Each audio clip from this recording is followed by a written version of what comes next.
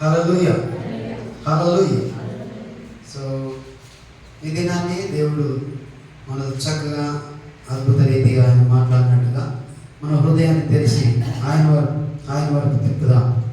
దేవుడు మనతో మాట్లాడినట్టుగా సహాయం చేయగా స్తోత్రం. హల్లెలూయా.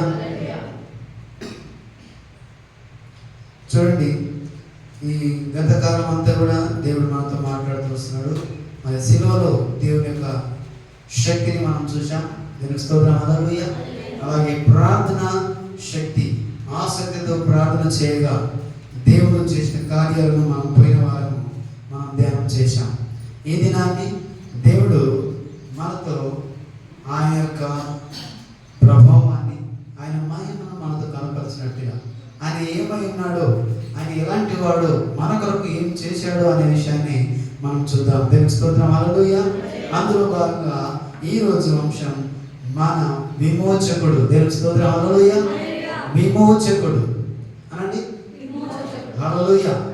రెడీమర్, ఇంగ్లీష్ ఏమంటుందండి? Redeemer, redemption. దేవుని స్తోత్రం. హల్లెలూయా. విమోచించుట. దేవుని స్తోత్రం. హల్లెలూయా. సో మనం బైబిల్ గ్రంథాన్ని తెరుద్దాం ఒకసారి.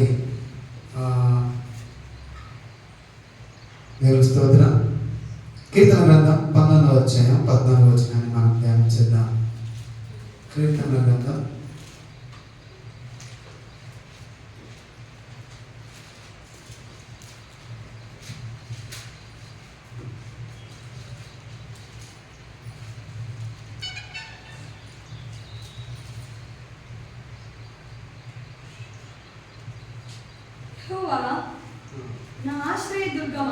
యెహోవా నా ఆశ్రయదుర్గమా, నా విమోచకుడా, నా నోటి మాటలను నా హృదయ ధ్యానము నీ దృష్టికి అంగీకారమగును గాక. ఆమేన్. హల్లెలూయా, హల్లెలూయా.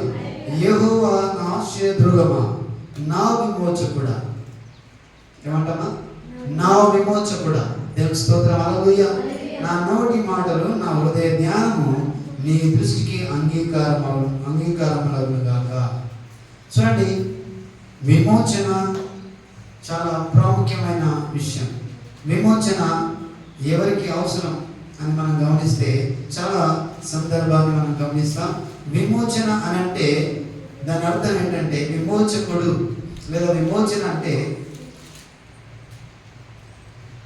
దాని అర్థం ఏంటంటే తిరిగి కొనుగోలు చేయడం.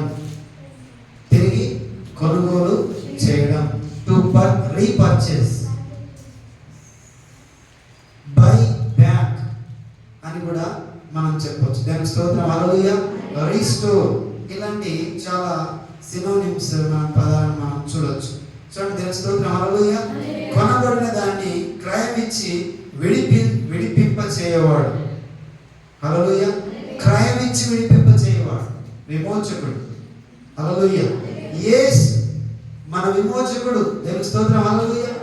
ఆయన మన కొరకు తనను తానుగా క్రయధనముగా అర్పించుకున్నట్టు మనము చూస్తాం. హల్లెలూయా.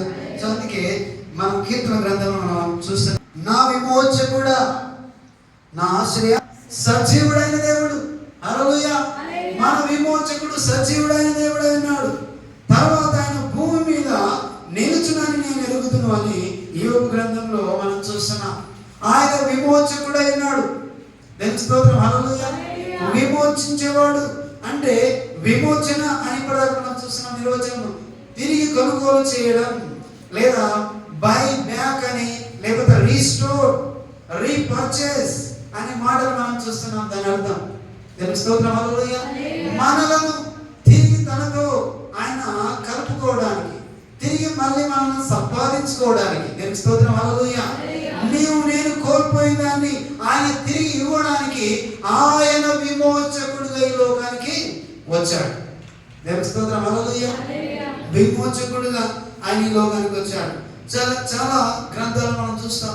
యెషయా గ్రంథం 41వ అధ్యాయం 14వ వచనాన్ని కూడా మనం గమనిస్తే విమోచకుని గురించి అక్కడ రాయబడి ఉన్న విషయాన్ని మనం చూస్తాం. ఇలా అనేక సందర్భాల్లో విమోచకుడు అనే విషయాన్ని మనం చూస్తున్నాం. 41వ అధ్యాయము యెషయా గ్రంథం 41వ అధ్యాయం 14వ వచనాన్ని మనం గమనిస్తే అక్కడ మనం గమనిస్తున్నాం, పురుగు వంటి యాకోబు స్వల్ప జనమగు ఇశ్రాయేలు భయపడకుము, నేను నీకు సహాయం చేయుచున్నాను అని యెహోవా సెలవిస్తున్నాడు. నీ విమోచకుడు ఇశ్రాయేలు పరిశుద్ధ దేవుడే. హల్లెలూయా. నీ విమోచకుడు ఇశ్రాయేలు పరిశుద్ధ దేవుడే. నీ విమోచకుడు ఎవరంటే ఇశ్రాయేలు పరిశుద్ధ దేవుడు. అందుకే పురుగు వంటి యాకోబు సర్వజనమగు ఇశ్రాయేలు భయపడకుడి, నేను నీకు సహాయం చేయుచున్నాను అని యెహోవా సెలవిస్తున్నాడు. అంతేకాకుండా నీ విమోచకుడు ఇశ్రాయేలు పరిశుద్ధ దేవుడే. విమోచకుడు. దేవుని స్తోత్రం. హల్లెలూయా. సో బంధకం విమోచన ఎవరికి అవసరం? బంధించబడ్డ వాళ్ళకి అవసరం, బానిసలుగా ఉన్న వాళ్ళకి అవసరం. దేవుని స్తోత్రం. హల్లెలూయా. మనుషులు మనము చూడండి దేనితో బంధించబడి ఉన్నారు అని మనం గమనిస్తే పాపం చేత బంధించబడి ఉన్నారు. దేవుని స్తోత్రం. హల్లెలూయా. తమ యొక్క వ్యసనాల చేత బంధించబడి ఉన్నారు. తమ యొక్క సొంత మార్గంలో వాళ్ళకు వాళ్ళే బంధించబడ్డట్టు మనం చూస్తున్నాం. సొంత ఆలోచనతో వాళ్ళకు వాళ్ళే తప్పులు నడుస్తూ బంధించబడ్డ వాళ్ళుగా ఉంటున్నారు. దేవుని స్తోత్రం. హల్లెలూయా. చూడండి ఒక జైల్లో మనుషులను ఏం చేస్తారు? బంధిస్తారు. హల్లెలూయా. తప్పు చేసిన వారిని, దొంగతనం చేసిన వారిని, ఇంకా రకరకాల పనులను చేసిన వాళ్ళను, నేరం చేసిన వాళ్ళందరూ కూడా జైల్లో బంధిస్తారు. వాళ్ళకి ఏం కావాలి? అలా మామూలుగా ఈ లోకంలో ఉన్న వాళ్ళు తప్పు చేసింది కాబట్టి వాళ్ళకు ఒక శిక్ష విధించబడింది, బందికారంలో వేయబడ్డారు.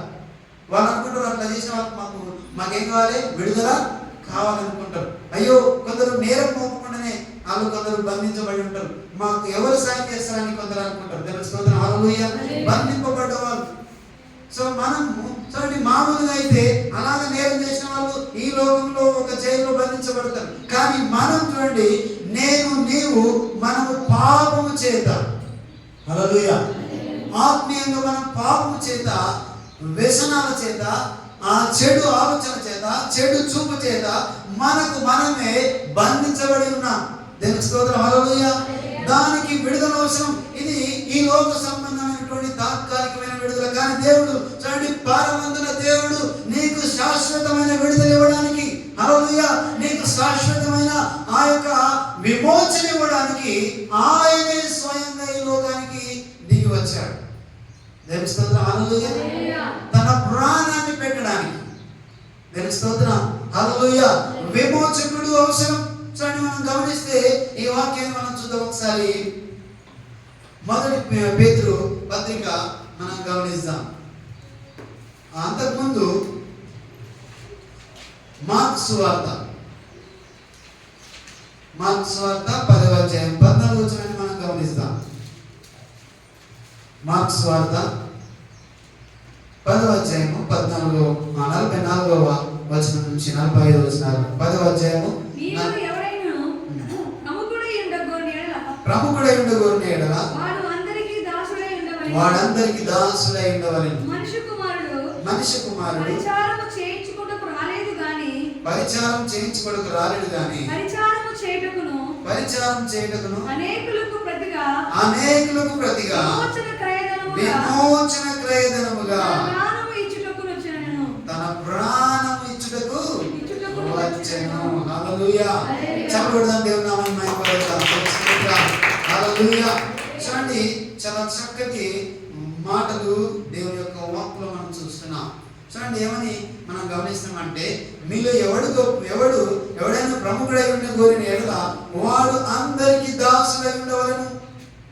మనుష్య కుమారుడు పరిచారం చేయించుకున్నట్టు రాలేదు కానీ పరిచారము చేయుటకును అనేకులకు, హల్లెలూయా, అనేకులకు ప్రతిగా విమోచన క్రయధనముగా తన ప్రాణము ఇచ్చుటకు వచ్చెను. హల్లెలూయా. చూడండి మనం ఇక్కడ ఏం గమనిస్తున్నాం అనంటే, అధికారము చెలాయించడకో లేకపోతే ఇంకేదనుకో దేవుడు రాలేడు. పరిచయం చేయించుకోవడానికి రాలేదు, ఆయనే పరిచారం చేయడానికి వచ్చాడు. దేవునికి స్తోత్రం, హల్లెలూయా. అందుకే మనం పైన చూస్తే ఈ లోకంలో ఎవరు గొప్పవారు, వాళ్ళు గొప్పవారా, ఈయన గొప్పవారా అని 43వ వచనం చూస్తే మీలో అలా ఉండకూడదు, మీలో ఎవడైనా గొప్పవాడై ఉండకూడని ఎడల వాడు మీకు పరిచారం చేయవాడై ఉండవలను, మీలో ఎవడైనా ప్రముఖుడై ఉండకూడని ఎడల వాడు అందరికి దాసుడై ఉండవలను. మనుష్య కుమారుడు పరిచారం చేయించుకున్నట్టుకు రాలేదు కానీ పరిచారము చేయుటకును అనేకులకు ప్రతిగా, అనేకులకు ప్రతిగా, హల్లెలూయా, అనేకులకు ప్రతిగా విమోచన క్రయధనముగా తన ప్రాణము ఇచ్చుటకు వచ్చెను. ప్రాముఖ్యమైన విషయం మనం చూస్తున్నాం. అనేకులకు ప్రతిగా, కొందరు కాదు, కొంతమంది కాదు, ఏదో ఒక వర్గానికి చెందిన వాళ్ళు కాదు, ఏదో ఒక సమాజ వర్గానికి చెందిన వాళ్ళు కాదు, లేకపోతే బాగా ధనం ఉన్న వాళ్ళకు కాదు, లేకపోతే బాగా ఆస్తున్న వాళ్ళకు కాదు, లేకపోతే పలుకుబడిన వాళ్ళకు కాదు, హల్లెలూయా, లేకపోతే పేరు రాసిన వాళ్ళకు కాదు, రాజులు కాదు, ప్రధానులు కాదు, నాయకులు కాదు, ఈ అందరికీ ఈ లోకంలో ఉన్న వాళ్ళు పెద్ద పెద్ద అనుకున్న వాళ్ళకి కాదు, కానీ ఎవరికంట అందరికీ, హల్లెలూయా, హల్లెలూయా, హల్లెలూయా, అందరికీ అంటే అనేకులకు, వీళ్ళు వాళ్ళని తేడా లేకుండా, వర్గ భేదం లేకుండా, లింగ భేదం లేకుండా ప్రతి వారికి ప్రతిగా, హల్లెలూయా, ప్రతి వారికి ప్రతిగా విమోచన క్రయధనముగా, హల్లెలూయా, ఎలా వచ్చిందమ్మా? విమోచన క్రయధనముగా ఆయన ఈ లోకానికి తన ప్రాణం, ఏదంట విమోచన క్రయధనముగా తన ప్రాణము, హల్లెలూయా, ఇచ్చుటకు వచ్చెను. చూడండి, క్రయధనం, ధనం, డబ్బు, క్రయం, కొనడం, అమ్మడం, క్రయ విక్రయాలని పదం మీరు విన్నారా? హల్లెలూయా. క్రయ విక్రయాలు ఎక్కడ జరుగుతాయి? మార్కెట్లో జరుగుతాయి. మార్కెట్కి వెళ్తే వస్తువులు మనం కొంటాం, వస్తువులు మనం తీసుకుంటాం, అమ్మే వాళ్ళు ఉంటారు, కొనే వాళ్ళు ఉంటారు. మనం గమనిస్తే అక్కడ అమ్మడం, కొనడం జరుగుతుంది. దేవునికి స్తోత్రం, హల్లెలూయా. చూడండి, ఇక్కడ రాయబడిన ఈ విషయాన్ని మనం గమనిస్తే అనేకులకు ప్రతిగా విమోచన క్రయధనముగా తన ప్రాణము ఇచ్చుటకును వచ్చెను. హల్లెలూయా. నీకు బదులు, నాకు బదులు నీ స్థానాన్ని, నా స్థానాన్ని ఆయన తీసుకొని నీ పాపానికి, నా పాపానికి, నీవు చేసిన తప్పుకు, నేను చేసిన తప్పిదానికి దేవుడు నీకు ప్రతిగా ఆయన నిలబడి, హల్లెలూయా, ఆయన నిలబడి తన ప్రాణం ఇచ్చుటకు, నీకు బదులు, నీకు ప్రతిగా తన ప్రాణం ఇచ్చడానికి ఆయన ఈ లోకానికి వచ్చాడు.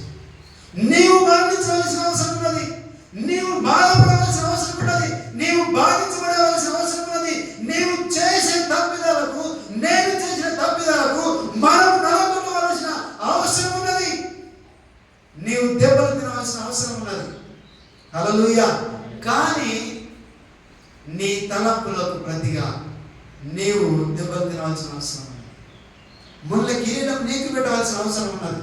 కానీ నీకు ప్రతిగా, హల్లెలూయా, నాకు బదులుగా, నీకు బదులుగా ఆయన మన ప్రతినిధిగా ఈ సిలువలో తాను ఈ ప్రాణాన్ని ఇచ్చుకున్నట్టుకు, నేను స్తోత్రం, హల్లెలూయా.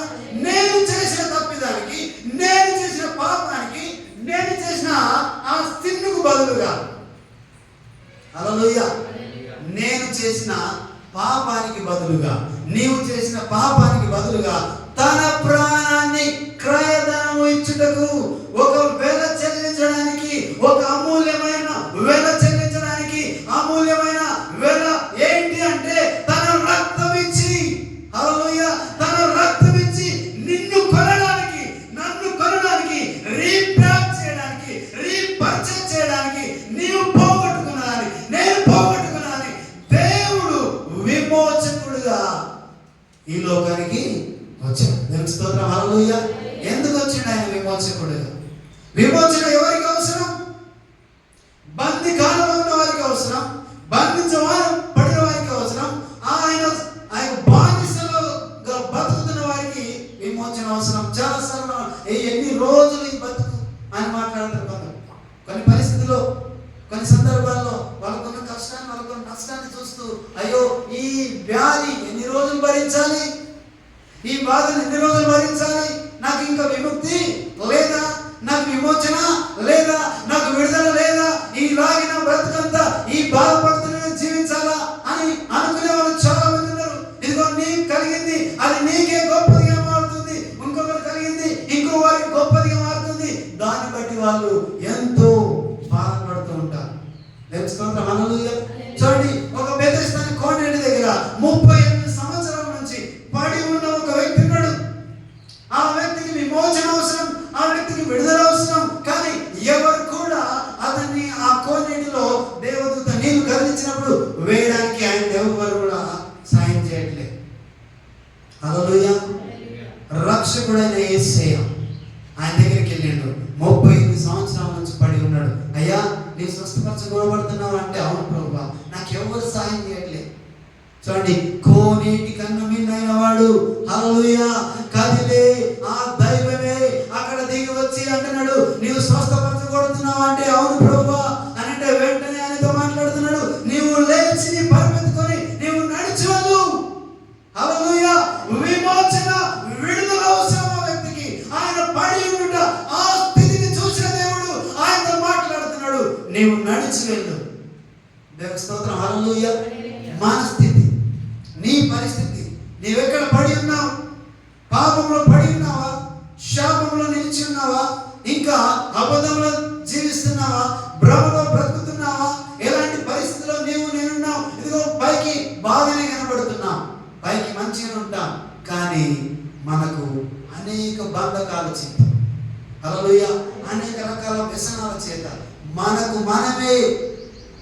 మనమే విమోచన లేని బ్రతుకులు బ్రతుకుతున్నాం, విడుదల లేని బ్రతుకులు బ్రతుకుతున్నాం, స్వేచ్ఛ లేని బ్రతుకులు బ్రతుకుతున్నాం. స్తోత్రం. హల్లెలూయా.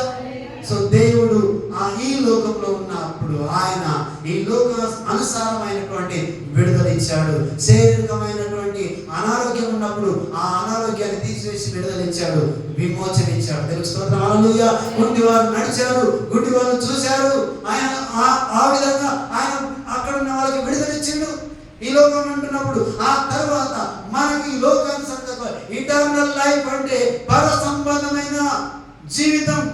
దేవుని స్తోత్రం. హల్లెలూయా. అది కావాలంటే నీ పాపము, నీ శాపము నీకు బదులుగా ఎవరో ఒక పరిశుద్ధుని యొక్క రక్తం కావాలి. దేవుని స్తోత్రం. హల్లెలూయా. ఆ రక్తము చేత మాత్రమే మనము పరిశుద్ధపరచబడతాం, మనము నీతిమంతులుగా మార్చబడతాం. నాకు నీకు రక్షణ లేదు. అందుకే ఈ నామముననే రక్షణ కలదు. దేవుని స్తోత్రం. హల్లెలూయా. ఈ భూమి అందు ఈ నామం మాత్రమే రక్షణ, యేసు నామములో రక్షణ కలదు. దేవుని స్తోత్రం. హల్లెలూయా. చూడండి ఒకసారి మనం గమనించిన పేతురు రాసిన పత్రిక 1వ అధ్యాయము 18వ వచనాన్ని మనం గమనిస్తే, మన ఈ వాక్యం మనం చూద్దాం. పేతురు రాసిన పత్రిక 1వ అధ్యాయము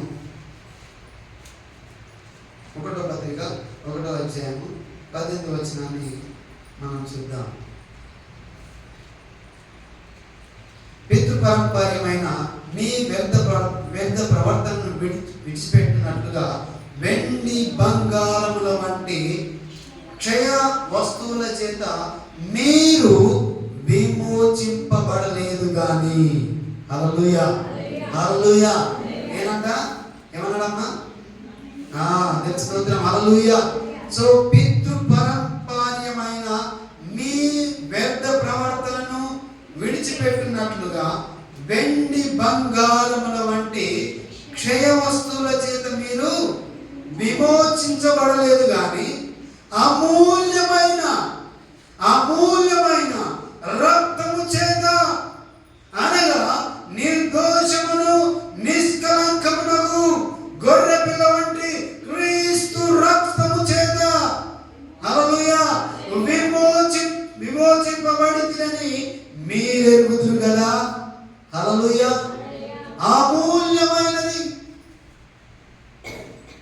నిష్కలంకమగు గొర్రె పిల్ల వంటి చేత విమోచించబడినని మీరు ఎరగరా? హల్లెలూయా. ఎలా విమోచించబడ్డాం? దేవుని స్తోత్రం. హల్లెలూయా. ఎలా విడుదల పొందాం అని అంటే చూడండి, పితృ పారంపర్యమైన మీ వ్యర్థ ప్రవర్తనను విడిచిపెట్టినట్టుగా వెండి బంగారముల వంటి క్షయ వస్తువులు, చూడండి, మీ ఆచారాలు లేకపోతే మన అలవాట్లు, మన తప్పులు, మన తప్పిదాలు చేసిన తప్పులు, లేకపోతే మనం అనుసరిస్తున్నటువంటి రకరకాలైనటువంటి వ్యసనాలు, మనము అనుదిన జీవితంలో చేస్తున్న తప్పులు, మన పితృ పారంపర్యంగా వస్తున్నటువంటి అన్ని కూడా, మన వంశపారంపర్యంగా వస్తున్నవన్నీ కూడా, ఈ వ్యసనాలు కానీ లేకపోతే ఈ పాపం కానీ శాపం కానీ ఇవేవి కూడా వ్యర్థ ప్రవర్తన, ఏమంట వ్యర్థ ప్రవర్తన, చెడు ప్రవర్తన, చెడు ఆలోచన, ఇవన్నీ కూడా విడుదల ఎక్కడ నుంచి వచ్చింది?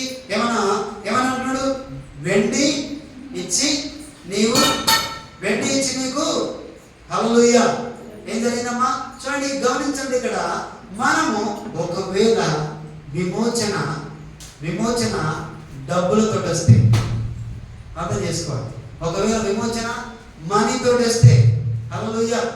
ఒకవేళ విమోచన బంగారంతో వస్తే, ఒకవేళ విమోచన వెండితో వస్తే హల్లెలూయా.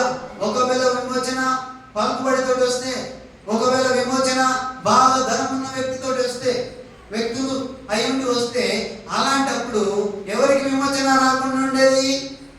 హల్లెలూయా. సామాన్యులైన మనలాంటి మామూలు వ్యక్తులకు విమోచన వచ్చేది కాదు. ఎందుకంటే బంగారము, డబ్బు, ధనము, పలుకుబడిన వాళ్ళే మనందరి తోసేసి విమోచన నాకు కావాలని కొనుక్కోవడానికి వచ్చేవారు. హల్లెలూయా. హల్లెలూయా. నేనంటే నేను ఇస్తా, నేను గొప్పవాడని చెప్పి మనం ఎక్కడుంటే వాళ్ళు మనకు తెలియదు. అందుకే ఇక్కడ ఏమన్నాడంటే, మీ పితృ పారంపర్యమైన మీ వ్యర్థ ప్రవర్తనను విడిచిపెట్టినట్లుగా వెండి బంగారముల వంటి క్షయమైన వస్తువుల చేత మీరు విమోచించబడలేదు కానీ. హల్లెలూయా. క్షయమైన అంటే నశించిపోయే వస్తువులు, తాత్కాలికమైన వస్తువులు, ఇప్పుడుండి రేపుండని వస్తువులు, ఇప్పుడుండి రేపుండనివి, ఇంకేదైనా సరే వస్తువు అయినా సరే, ఇంకా వెండి అయినా సరే, బంగారమైనా సరే, పలుకుబడైనా సరే, అధికారమైనా సరే, ఇంకా ఏదైనా సరే, అది ఇప్పుడుండి రేపు ఉండదు. అలాంటి క్షయమైన వస్తువుల చేత మీరు విమోచించబడలేదు కానీ అమూల్యమైన నిష్కలంకమైన గొర్రె పిల్ల రక్తము చేత మనము, నీవు నేను విమోచించబడ్డాం. దేవుని స్తోత్రం. హల్లెలూయా. హల్లెలూయా. చూడండి, ఈ రీతిగా నేను విమోచించబడ్డా. అంతేగాని వెండి బంగారం చేత, ఇక్కడ ఉన్నటువంటి లోక పరంపరమైనటువంటి ఒక పలుకుబడి చేత, అధికారం చేత మనం విమోచించబడలేదు. దేవుని స్తోత్రం. హల్లెలూయా. సో విమోచకుడు ఎవరంటే మన పరమ తండ్రి. హల్లెలూయా. విమోచకుడు ఎవరు అంటే మన యేసయ్య, మన క్రీస్తు. ఆయనలో మనం విమోచించబడ్డాం.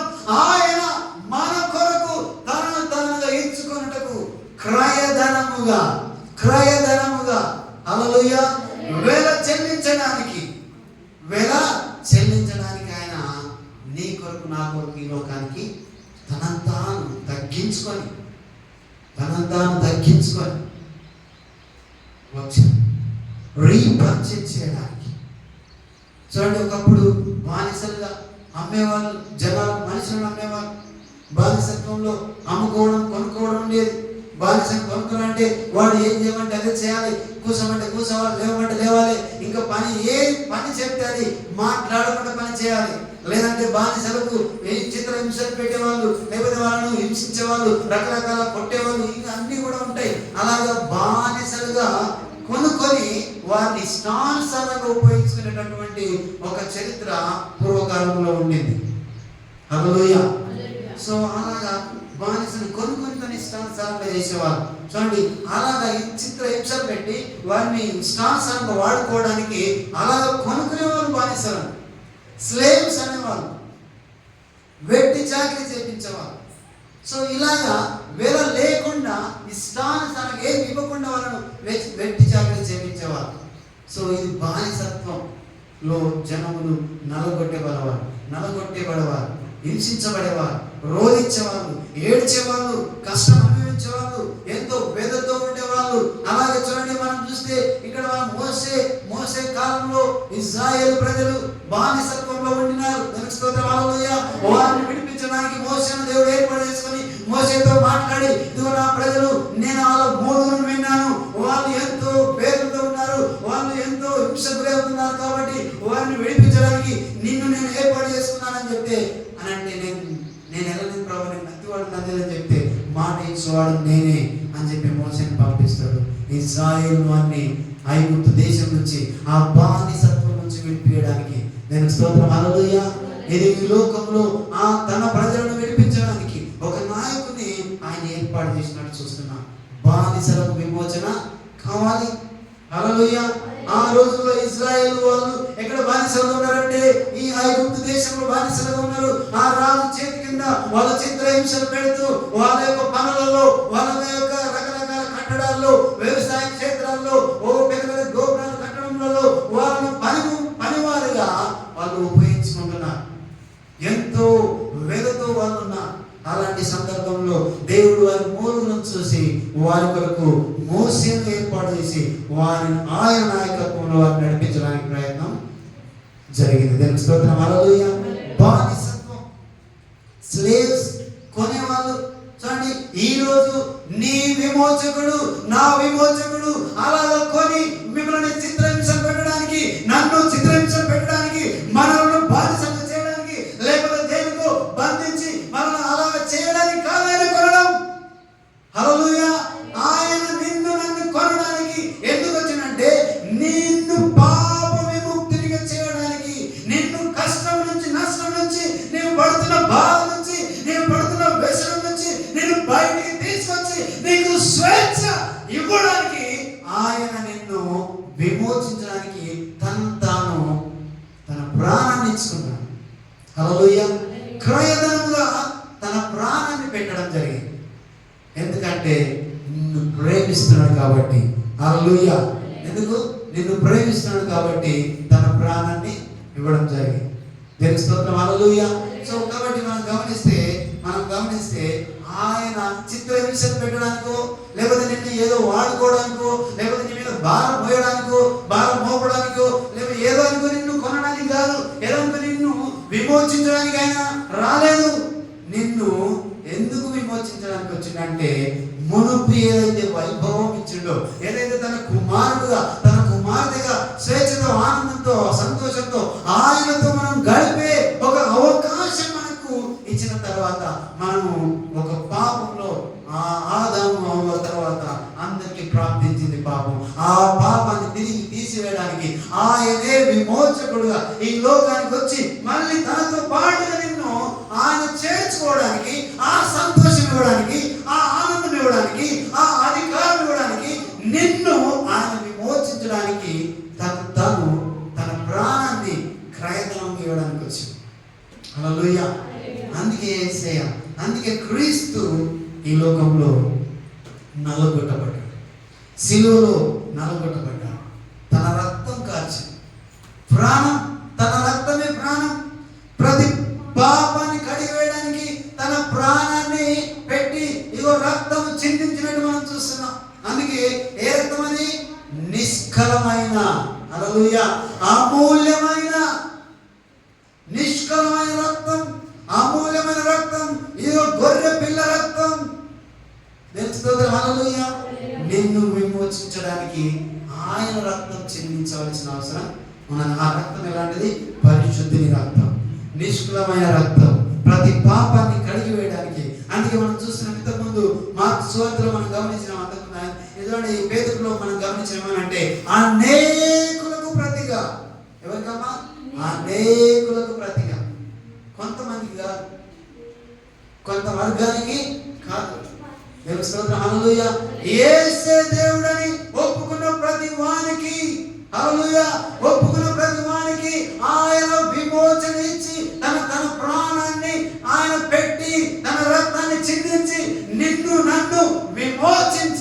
తన పర సంబంధమైన హల్లెలూయా పరలోక రాజ్యాన్ని ఇవ్వడానికి, నిత్య రాజ్యాన్ని ఇవ్వడానికి, దేవుని స్తోత్రం హల్లెలూయా, నిత్య సంతోషాన్ని ఇవ్వడానికి, నిత్య ఆనందాన్ని ఇవ్వడానికి, తనతో గడపడానికి, నిన్ను నన్ను విమోచించడానికి ఆయన ఈ లోకానికి వచ్చాడు. దేవుని స్తోత్రం హల్లెలూయా హల్లెలూయా. అందుకే మనం గమనిస్తే విమోచకుడు అనే మాట మనం చూస్తాం. రక్షకుడు, విమోచించేవాడు. దేవుని స్తోత్రం హల్లెలూయా. పాపికి విమోచన అవసరం. దేవుని స్తోత్రం హల్లెలూయా.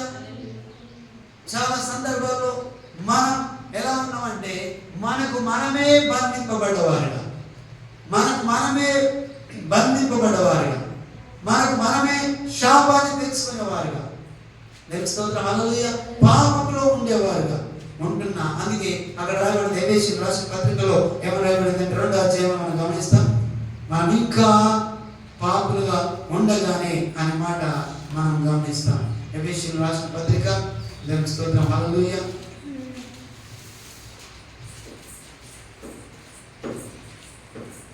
2వ అధ్యాయం 1వ వచనాన్ని మనం గమనిస్తే మీ అపరాధముల చేతను పాపముల చేతను మీరు చచ్చిన వారై ఉండగా ఆయన మిమ్మును క్రీస్తుతో కూడా బ్రతికించెను.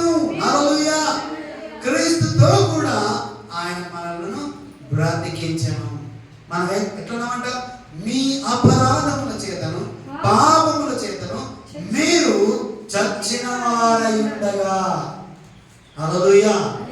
మన అపరాధముల చేత, మన పాపముల చేత మనము ఇంకనూ చచ్చిన వారై ఉండగా ఆయన మిమ్మును క్రీస్తుతో కూడా బ్రతికించెను. హల్లెలూయా హల్లెలూయా. విమోచన ఇవ్వడానికి, తన ప్రాణాన్ని ఇవ్వడానికి, తన రక్తం కార్చడానికి, నా కొరకు నీ కొరకు ఆయన ఈ లోకానికి వచ్చాడు. దేవుని స్తోత్రం హల్లెలూయా. చాలా సందర్భాల్లో మనం గమనిస్తాం, అయ్యో నేనేం పాపం చేసిన, నాకెందుకు విమోచన, నేనేం తప్పు చేసిన, నాకెందుకు విమోచన అవసరం, నన్ను సేవ్ చేయాల్సిన అవసరమే లేదు, నేను అంతా సరిగా ఉన్నా, నన్ను ఎవరు కాపాడవలసిన అవసరం లేదు, నాకు రక్షకుడు అవసరం లేదు, నాకు విమోచకుడు అవసరం లేదు అని చాలాసార్లు మనం ఏం చేస్తామంటే మనకు మనమే నీతిమంతులుగా, మనకు మనమే అపరాధం లేని వారుగా, మనకు మనమే పరిశుద్ధంగా ఉన్నామని మనం ముద్రించుకోవడానికి ప్రయత్నం చేస్తాం. హల్లెలూయా. సో కానీ చూడండి అది జరగదు. కాబట్టి మనం గమనిస్తాం, ఇక్కడ చాలా ప్రాముఖ్యమైన విషయాన్ని చూస్తాం. అది దేవుని చేత మాత్రమే నీతిమంతులుగా, దేవుని చేత మాత్రమే పాప విమోచన, దేవుని చేత మాత్రమే శాపానికి విమోచన దొరుకుతుంది. అందుకే ఆయన శిలువ రాను మీద తన ప్రాణాన్ని పెట్టినట్టు మనము చూస్తున్నాం. దేవుని స్తోత్రం హల్లెలూయా. కాబట్టి చాలా సందర్భాల్లో మనం ఏం చేస్తున్నాం చూడండి.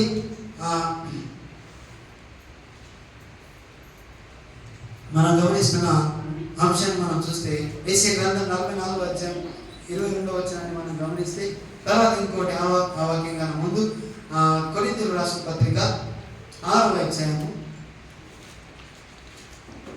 19వ వచనాన్ని మనం గమనిస్తాం.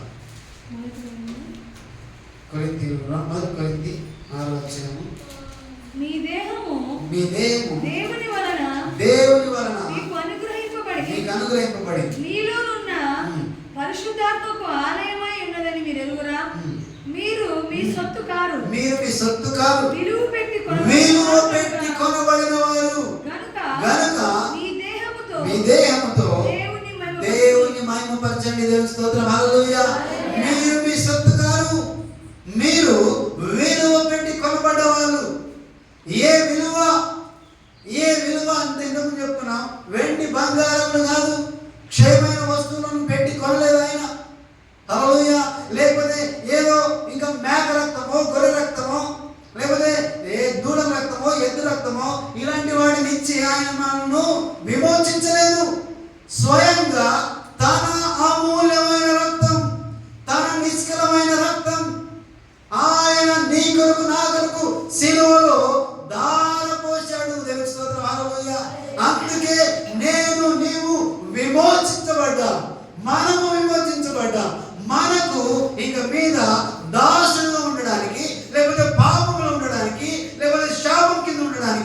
మనము ఏం చేయబడలేం? దేవుని స్తోత్రం, హల్లెలూయా, ఉంచబడలేం. దేవుడు నన్ను నిన్ను విమోచించాడు. దేవుని స్తోత్రం, హల్లెలూయా. ఆయన విలువ పెట్టి నిన్ను కొన్నాడు. దేవుని స్తోత్రం, హల్లెలూయా. విలువ పెట్టి నిన్ను కొన్నాడు. ద వాల్యూ, అది వెల చెల్లించబడింది. ఆ విలువ చెల్లించబడింది. నీ కొరకు నా కొరకు ఒక విలువ చెల్లించబడింది.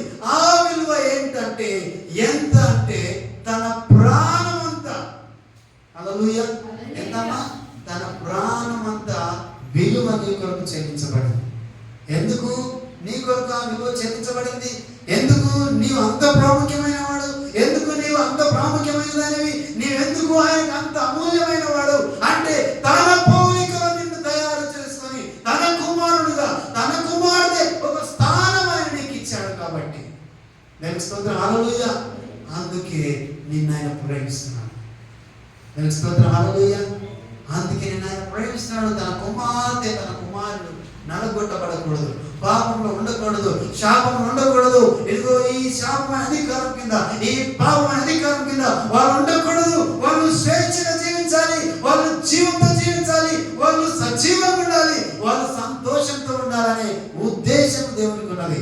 నేను స్తోత్రం, హల్లెలూయా, హల్లెలూయా.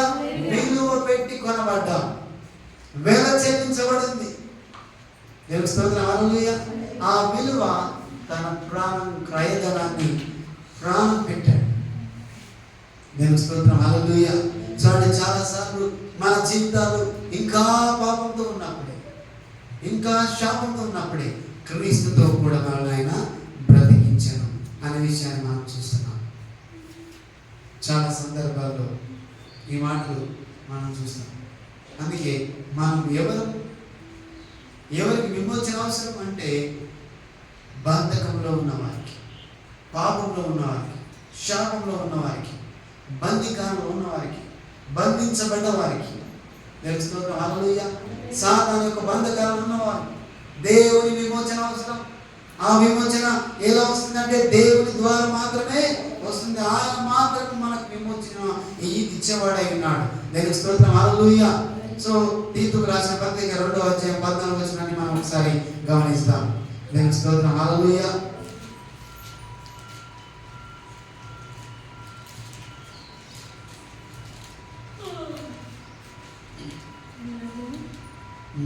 తీతుకు రాసిన 2వ అధ్యాయం 14వ వచనాన్ని మనం చదువుతాం. ఆయన సమస్తమైన దుర్నీతి నుండి మనలను విమోచించి సత్క్రియల ప్రజలను తన కోసరము పవిత్రపరచుకుని తన సొత్తుగా చేసుకుంటూ తను తానే మన కొరకు అర్పించుకునేను. ఆమేన్, హల్లెలూయా, హల్లెలూయా. చూడండి, ఆయన సమస్తమైన దుర్నీతి నుండి, దుర్నీతి నుండి మనలను విమోచించి సత్క్రియల ఆసక్తి గల ప్రజలను తన కోసరము పవిత్రపరచుకొని తన సొత్తుగా చేసుకొనుటకు తనను తానే మన కొరకు అర్పించుకొనెను. హల్లెలూయా. తన సొత్తుగా చేసుకోవడానికి తనను తానే మన కొరకు అర్పించుకున్నట్టు మనం చూస్తున్నాం. సమస్తమైన దుర్నీతి నుండి మనలను విమోచించి, హల్లెలూయా, సమస్తమైన దుర్నీతి నుండి నిన్ను నన్ను ఆయన విమోచించడానికి సత్క్రియలందు ప్రజలను, చూడండి, సత్క్రియల దయా యందు ఆసక్తి గల వారిని, సత్క్రియలందు ఆసక్తి గల వారిని ఆయన ఏం చేశాడంటే తన కోసము పవిత్రపరుచుకొని తన సొత్తుగా చేసుకున్నట్టుకు తను తాను, హల్లెలూయా, మన కొరకు అర్పించుకున్నాడు. దేవుని స్తోత్రం, హల్లెలూయా, హల్లెలూయా. కాబట్టి దేవుడు నీ కొరకు, నా కొరకు ఆయన ఎందుకు అర్పించుకున్నాడు? సత్క్రియలో, మనం సత్క్రియలోకి రావడానికి, సమస్త దుర్నీతిని తొలగించడానికి. దేవుని స్తోత్రం, హల్లెలూయా. కాబట్టి ఆయన ఎంతగా నిన్ను ప్రేమిస్తున్నాడని అంటే ఆయన మనల్ని విమోచించడానికి తనను తాను అర్పించుకున్నట్టు మనం చూస్తాం. ఆయన రక్తం చిందించబడింది. ఆయన రక్తం నీ కొరకు చిందించబడింది, నా కొరకు చిందించబడింది. ప్రతిగా, అనేకులకు ప్రతిగా. దేవుని స్తోత్రం, హల్లెలూయా. నీకు బదులు, నాకు బదులు, ఎవరికి బదులు? పలానా బదులు, ఈమెకి బదులు, ఆమెకి బదులు అని. ఇంకో చాలా మంది ఏం చెప్తారంటే, నేను చచ్చిపోతే, లేకపోతే ప్రాణ స్నేహితులు, లేకపోతే ఇంకా మంచి వాళ్ళు, ఇంకా స్నేహితులు ఉన్న వాళ్ళు ఏమంటే, అరే నేను ఒకవేళ నేను దర్శనం వస్తా అంటే, రే నా ప్రాణమైన అడ్డేసి నేను కాపాడదా అనే వాళ్ళు ఉంటారు. హల్లెలూయా. ఏం చేస్తారమ్మా? ప్రాణాన్ని అడ్డేసి కాపాడే వాళ్ళు ఉంటానని చెప్పి అంటారు, కానీ అసలు సందర్భంలో ఎవరు కూడా ఉండరు. హల్లెలూయా. ప్రాణం కాదు కదా, పలుకు కూడా ఉండదు. ఏముండదు? హల్లెలూయా. వినే అవకాశం కూడా ఉండదు. కానీ నీ దేవుడు, నీ విమోచకుడు, నా విమోచకుడు ఆయన తన ప్రాణాన్ని అడ్డు వేసి నీకు బదులు నీ స్థానాన్ని, నా స్థానాన్ని ఆయన తీసుకొని మ్రాను మీద వేలాడదీయబడి తన రక్తం చిందించి తన ప్రాణాన్ని పెట్టి నిన్ను ఆయన కొని ఉన్నాడు. విలువ చెల్లించబడింది. ఆ విలువ తన ప్రాణము, తన రక్తము, దేవుని స్తోత్రం, హల్లెలూయా, క్రయధనము చెల్లించబడింది. లాస్ట్ లో మార్క్స్ వార్త మనం గమనిస్తే అక్కడ మనం 10వ అధ్యాయం 44వ వచనంలో మరోసారి ఆ వాక్యాన్ని మనం చూద్దాం. ఇంతకుముందు ఏమో వెండి బంగారము క్షయమైన వస్తువుల చేత మనం కొనబడలేము. నిజంగానే ఒకవేళ ఈ క్షయమైన వస్తువుల చేత కొనడానికి ఉంటే చాలా సందర్భాల్లో మనము పరిశుద్ధులుగా మార్చబడే వాళ్ళము కాదు. మీలో ఎవరైనను ప్రముఖుడై ఉండగోని ఎడల వాడు అందరికీ దాసుడై ఉండవలెను. మనుష్య కుమారుడు పరిచారం చేయించుటకు రాలేదు గాని పరిచారం చేయుటకును అనేకులకు ప్రతిగా విమోచన క్రయధనముగా మన ప్రాణం ఇచ్చుటకు విమోచన క్రయధనముగా. మరోసారి చెప్పండి, విమోచనకు క్రయధనముగా, అనేకులకు ప్రతిగా అనే ప్రదేశంలో నాకు ప్రతిగా అని పక్కన నుంచి చెప్పండి ఒకసారి. నాకు ప్రతిగా మాట్లాడాలి ఒకసారి. చెప్పండి అమ్మా. నాకు ప్రతిగా విమోచన క్రయధనముగా. చెప్పండి, క్రయధనముగా ఆయన తన ప్రాణాన్ని ఇచ్చుకున్నాడు. హల్లెలూయా. ఎంత గొప్ప దేవుడు! క్రయధనముగా ఇచ్చుకున్నాడు తన ప్రాణాన్ని. అంటే నీవెంత ప్రాముఖ్యమైన వాడు, నేనెంత ప్రాముఖ్యమైన వాడిని ఆయన ఎంతగా నన్ను నేర్చుతున్నాడంటే తన ప్రాణం కన్నా మిన్నగా. హల్లెలూయా. అందుకే ఆయన తనను తాను ఇచ్చేస్తున్నాడంట. ఎవరి కోసం? నీ కోసం, నా కోసం. హల్లెలూయా. తన ప్రాణాన్ని తనకు తాను ఇచ్చేస్తున్నాడు. ఇంకా ఈ లోకంలో ఏ స్నేహితుడు అని కానీ, ఏ బంధువుడు అని కానీ, ఏ నాయకుడు, ఏ వ్యక్తి కానీ ఎంత ప్రేమ కలిగిన వాళ్ళైనా సరే తన ప్రాణాన్ని అడ్డు వేయడము అసాధ్యం. హల్లెలూయా. కానీ దేవుడు ఒక్కడే, విమోచకుడు ఒక్కడే. ఆయన మాత్రమే తన ప్రాణాన్ని నీకు బదులుగా, నాకు బదులుగా తన ప్రాణాన్ని ఇచ్చి మనల్ని రక్షించడానికి ఆయన సిద్ధంగా ఉండి ఆమెని రక్షించుకున్న దేవుడై ఉన్నాడు. హల్లెలూయా, హల్లెలూయా. కాబట్టి మనం గమనిస్తున్న ఈ వాక్యాన్ని మనం చూస్తున్నాం. అందుకే విమోచన క్రయధనముగా.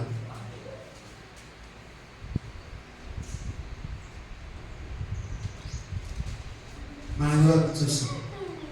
అలాగే యోబు గ్రంథం 33వ అధ్యాయం 24వ వచనం ఒకసారి గమనిస్తాం.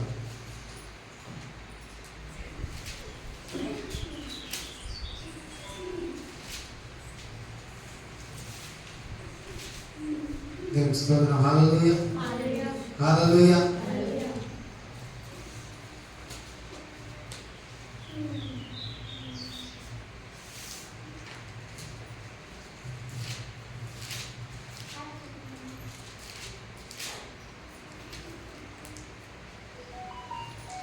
దేవుడు వారి యందు కరుణ చూపి ఆ తాళములోనికి దిగి వెళ్ళకుండా వారిని విడిపింపుము.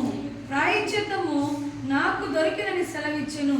అప్పుడు వారి మాంసము బాలుర మాంసము కన్నా ఆరోగ్యముగా నుండెను. దేవుని స్తోత్రం, హల్లెలూయా. దేవుడు వాని యందు కరుణ వెళ్ళకుండా, పాతాళంలోకి దిగి వెళ్ళకుండా వారిని విడిపించును. ప్రాయచిత్తము నాకు దొరికినని సెలవిచ్చాను. హల్లెలూయా. సో ప్రాయచిత్తం కొరకు ఏం చిందించబడాలి? రక్తం చిందించబడాలి. పాతాళంలోకి అంటే నరకంలోకి మనం వెళ్ళకుండా చూడండి, పర సంబంధమైన పరలోక రాజ్యానికి మనం వెళ్ళాలని దేవుని చిత్తమైనది. కాబట్టి ఆయన ఏ వ్యక్తిని పోనించుకోకుండా తన ప్రాణాన్ని అర్పించడానికి వచ్చాడు. ఏమర్పించడానికి వచ్చాడు? తన ప్రాణాన్ని అర్పించడానికి వచ్చాడని మనం చూస్తున్నాం. అందుకే మనం గమనిస్తే రోమ పత్రికలో మనం చూస్తాం, తన ప్రాణాన్ని అర్పించినట్లు ఆయన తన ప్రాణానికి బదులుగా మనకు బదులు తన ప్రాణాన్ని ఇచ్చినట్టు పత్రికలో మనం చూస్తాం. ఆయన విమోచకుడుగా ఉన్నాడు అనే సంగతిని ఈ విధంగా మన కొరకు వెల చెల్లించబడింది, ఆయన రక్తం చెల్లించబడింది. ఇలాంటి అనేక సందర్భాల్లో దేవుడు నీకు నాకు విమోచకుడుగా ఉన్నాడు. యేషయా గ్రంథంలో చూస్తున్నాం, తర్వాత యోబు గ్రంథంలో చూస్తున్నాం, తర్వాత సామెతల గ్రంథంలో మనం చూస్తాం. ఆయన విమోచకుడు. ఆయన ఎవరమ్మా? ఆయన విమోచకుడు అయినాడు. దానికి స్తోత్రం. హల్లెలూయా. విమోచకుడు విమోచించడానికి వచ్చాడు. తర్వాత మనకు ఏం చెల్లించడానికి వచ్చాడు? మన కొరకు తనను అర్పించుకోవడానికి వచ్చాడు. నీ ప్రాణానికి నా ప్రాణానికి ఆయన ప్రాణాన్ని అడ్డువేసి మనల్ని తన సొత్తుగా చేసుకోవడానికి వచ్చాడు. ఏం చేసుకోవడానికి వచ్చాడు? తన సొత్తుగా చేసుకోవడానికి. హల్లెలూయా. కాబట్టి విమోచన అంటే బానిసలో ఉన్న, బంధకంలో ఉన్న నిన్ను నన్ను, చెరపట్టబడిన మనల్ని, అబద్ధంలో జీవిస్తున్న మనలను, దుష్క్రియల ద్వారా జీవిస్తున్న మనలను దేవుడు ఆయన నీతి చేత నిన్ను నన్ను ఆయన తిరిగి రీపర్చేజ్ చేసి తిరిగి ఆయన కొనుక్కొని మనకు విడుదల ఇవ్వడానికి, తన ప్రాణాన్ని అర్పించుకోవడానికి, హల్లెలూయా, తన యొక్క ప్రాణాన్ని క్రయధనంగా ఇవ్వడానికి, విమోచన క్రయధనంగా ఇవ్వడానికి ఈ లోకానికి ఆయన వచ్చాడు. దేవుని స్తోత్రం. హల్లెలూయా. విమోచకుడు. ఎవరమ్మా విమోచకుడు? క్రీస్తు మన విమోచకుడు. హల్లెలూయా. విమోచకుడు ఎవరు? క్రీస్తే మన విమోచకుడు. ఈరోజు విమోచన ఎలా వస్తుందంటే దేవుని ద్వారా మాత్రమే వస్తుంది. అది విమోచన ఎలా వస్తుందంటే తన రక్తం చిందించబడ్డ రక్తం ద్వారా వస్తుంది. విమోచన ఎలా వస్తుందంటే ప్రాణం అడ్డు వేసి నీకు బదులుగా ఆ స్థానాన్ని తీసుకోవడం ద్వారా. చూడండి, ఒకసారి ఒక చిన్న ఉదాహరణ చెప్తే, ఎవరు గొడవైనప్పుడు, లేకపోతే గందరగోళమైనప్పుడు, లేకపోతే ఏదన్నా జరిగినప్పుడు మనం ఏం చేస్తామంటే పిల్లలకు బదులుగా పిల్లలు తప్పు చేసినప్పుడు కొన్నిసార్లు కష్టమైంది, పిల్లవాడు భరించలేడు, ఇంకా ఆ కష్టాన్ని భరించలేడు, ఆ నష్టాన్ని భరించలేడు, ఆ బాధను భరించలేడు అన్నప్పుడు పిల్లలకు ప్రతిగా ఎవరు తీసుకుంటారు? ఆ బాధను తల్లిదండ్రులైన వాడు తీసుకుంటారు. హల్లెలూయా. సో అలాంటప్పుడు దేవుడు మన తండ్రి, ఎవరైనా మన తండ్రి కాబట్టి నీవు బాధపడకూడదు, నేను బాధపడకూడదు, మనం నలగొట్టబడకూడదు. మనం పాపం చేత, శాపం చేత చనిపోతే నరకంలో ఆ యొక్క కష్టాన్ని, ఆ యొక్క బాధను భరించలేము అనే ఉద్దేశంతో ఆయన మళ్ళీ నిన్ను తిరిగి సంపాదించుకోవడానికి తను క్రయదానం అర్పించుకోవడానికి వచ్చాడు. హల్లెలూయా. నీకు బదులుగా, నాకు బదులుగా తన ప్రాణాన్ని ఇవ్వడానికి వచ్చాడు. స్తోత్రం. హల్లెలూయా. అందుకే ఆ రక్తం చిందించబడింది. అది కూడా ఎలాంటి రక్తం అంట? నిష్కలమైన, అమూల్యమైన, హల్లెలూయా, అమూల్యమైన గొర్రె పిల్ల రక్తము మన కొరకు చిందించబడింది. స్తోత్రం. హల్లెలూయా. మనం ఏమైనప్పుడు విమోచించబడి ఉన్నాం. హల్లెలూయా. దేవుని చేత మనం విమోచించబడ్డాం. ఎందుకంటే యేసే దేవుడిని ఎరిగి ఆయన జీవముగల దేవుడు అన్ని వెలిగితే చాలు. ఆయనతో పాటు నీవు ఇంకా పాపముతో, అపరాధం చేత, పాపం చేత చచ్చిన వారై ఉండగా ఆయన క్రీస్తు చేత మనము బ్రతికించెను. మనకు విమోచన వచ్చింది. నీకు నాకేమొచ్చింది? విమోచన వచ్చింది. ఇక మనం దాసులుగా, లేకపోతే బానిసలుగా, ఇక పాపానికి బానిసలుగా, దాసుగా ఉండలేం. మనం విమోచించబడ్డాం. రక్తం కార్చబడింది, వేల చెల్లించబడింది. క్రయధనంగా మనకు ప్రతిగా, అనేకులకు ప్రతిగా ఆయన క్రయధనంగా తన ప్రాణాన్ని అర్పించిండు. నీకు నాకు విమోచన వచ్చింది. నేను స్తోత్రం. హల్లెలూయా. అందరం మోకరిస్తాం. పరిశుద్ధాత్మ దేవుడు మన మనకు విమోచన ఇచ్చాడు. కాబట్టి మనం జ్ఞాపకం చేసుకుంటూ ఆయన ప్రాణం, ఆయన వెల రక్తం చేత మనం కనబడ్డాం. ఆయన మనల్ని కొన్నాడు, ఆయన క్రయధనంగా తన ప్రాణం పెట్టాడు. ఒకసారి గట్టిగా ఓ ఆత్మతోటి ఒకసారి ఆలోచన చేయాలి. చూడండి, యేసు దేవుడు క్రీస్తు రాకపోతే, ఆయన విమోచకుడు రాకపోతే నీకు నాకు విమోచన లేదు. నా పాపము క్షమింపబడే అవకాశం లేదు. ఆయన క్రయధనంగా తన ప్రాణాన్ని పెట్టాడు, ఆయన ఇచ్చేసుకున్నాడు. మనకు ప్రతిగా తనను తాను అర్పించుకున్నట్టు మనం చూస్తున్నాం. పరిశుద్ధాత్మ దేవానికి వందనాలు. మా ప్రభా నాయనాన్ని సన్మాత్రం వచ్చావు, దేవాన్ని కార్యం మా మధ్యలో జరిగించడానికి వందనాలు. విమోచకుడికి వచ్చావు, విమోచకుడికి వచ్చావు తండ్రి. అవును తండ్రి ప్రభా, నీవు లేనిది నేను లేని ప్రభా. నీ విమోచన తండ్రి ఎంతో అమూల్యమైనది, ఎంతో ప్రధానమైనది. ఎందుకంటే మమ్మల్ని ఎలా విమోచించావు అయ్యా అంటే, ఇదిగో ఈ క్షయమైన వస్తువుల చేత కాదు, ఈ క్షయమైన వస్తువుల చేత, వెండి బంగారముల చేత కాదు, కానీ ఇదిగో అమూల్యమైన నిష్కలంకమైన గొర్రె పిల్ల రక్తము చేత నన్ను మమ్మలను నీవు రక్తం ఇచ్చి నీవు విమోచించినట్టు మేము చూస్తున్నాం.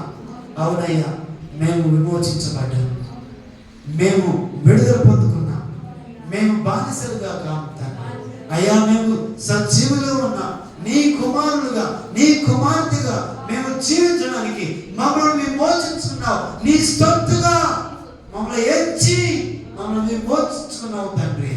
నీ నామానికి మహిమ కలుగును గాక. నీ ప్రాణము మా కొరకు వెల చెల్లించాం, నీ ప్రాణమని వెల చెల్లించాం. నీ రక్తం కాచావు ప్రభా, నా పాపాన్ని తొలగించడానికి, అయ్యా నా శాపాన్ని తొలగించడానికి, నన్ను నీతిమంతుడిగా మార్చడానికి, నన్ను విమోచించడానికి అయ్యా నీవు నీ ప్రాణాన్ని అర్పించావు. అంతకు మించిన విమోచన, అంతకు మించిన రక్షణ నాకు లేదయ్యా. నీవు మాత్రమే నా విమోచకుడు, నీవు మాత్రమే నా దేవుడు అయ్యా. నీ యందు నాకు విమోచన ఉన్నది ప్రభువా. అయ్యా నీ నామానికి మహిమ కలుగును గాక తండ్రి. నీవు నాయనా ఆ దినాన్ని ప్రభువా అయ్యా విమోచన క్రయధనముగా అనేకులకు ప్రతిగా విమోచన క్రయధనముగా వేల చెల్లించావు, విలువ పెట్టి కొన్నావు. నీకు వందనాలయ్యా. నన్ను ఎక్కువ ఎంచావు, నన్ను నీ సొత్తుగా ఎంచావు, నీ కుమారుడుగా ఎంచావు. కాబట్టి నన్ను కొన్నావు, నన్ను కొనడానికి వెనక వేయలేవు అయ్యా. నన్ను నీవు చేసుకోవడానికి నన్ను వెనక వేయలేవు తండ్రి. నీ నామానికి మహిమ కలుగును గాక ప్రభువా. నేను ఇప్పుడు అయ్యా నేను స్వతంత్రుడు అయ్యా, నేను విమోచన పొందాను. ఇదిగో నేను స్వేచ్ఛగా ఉన్నాను. నీవు నీ కుమారుడుగా, ఇదిగో నీ కుమార్తెగా నేను ఉన్నాను ప్రభువా. అయ్యా నీకు వందనాలయ్యా. ఇదిగో పరలోక రాజ్యానికి వారసుడిగా నన్ను మార్చుకున్నావు. నీకు వందనాలు చెల్లిస్తున్నాను తండ్రి. ప్రతి బిడ్డను మీరు దర్శించడం నీకు వందనాలు. నీ విమోచన ప్రతి ఒక్కరికి నీవు ఇచ్చాను, నీకు వందనాలు. ఇక మీద ఎవరైతే ఇక్కడ రక్షణ లేని వారైతే అయ్యా నీవు రక్షణ దయచే యేసే దేవుడని ఒప్పుకొని వారికి తండ్రి నీవు విమోచన దయచేయమని ప్రార్థిస్తున్నా. విశ్వసించినట్లుగా ఇదిగో లోకము దేవుడు ఎంతో ప్రేమించను, ఎవడు